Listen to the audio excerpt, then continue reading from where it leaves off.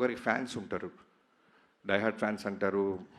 నేను వర్క్ చేసినప్పుడు నేను రాసిన ఒకే ఒక పదం, ఆయన గురించి నేను తెలుసుకున్న తర్వాత రాసిన ఫస్ట్ డైలాగ్, ఒకడెవడో అంటాడు సినిమాలో, ఇతనికి శత్రువులు ఎక్కువ అని.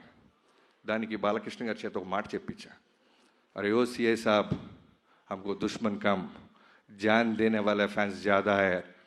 సో అది నిజంగా బాలయ్యబాబు గారితో పనిచేస్తే ఫ్యాన్ అవటం కాదు, లవ్లో పడిపోయి అడ్మైరర్ అయిపోయి మనం ఫాలోవర్ అయిపోతాం.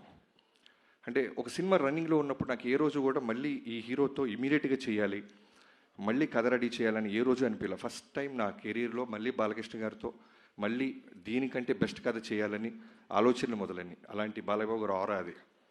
ఎంత ఫ్రీడమ్ ఇస్తారంటే ఇవాళ రోజున డాకు మహారాజ్ గురించి అందరూ పొగుడుతున్నా, విజువల్స్ బాగున్నాయి, యాక్షన్ బాగుంది, అన్నీ బాగున్నాయి అంటున్నా. దానికి కారణం ఆయన ఇచ్చిన ఫ్రీడమ్.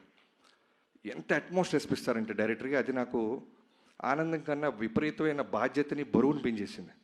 ఈయన ఇంత నమ్మేస్తున్నారు వాళ్ళని. అంటే లిటరల్గా చెప్తున్నాను, ఓ డైరెక్టర్ వెళ్తున్నప్పుడు ఆయన సిగరెట్ కూడా తాగరు. అంటే ఆయనకున్న స్టార్డమ్కి, ఆయనకున్న ఆరాకి, ఆయనకున్న ఫిల్మోగ్రఫీకి.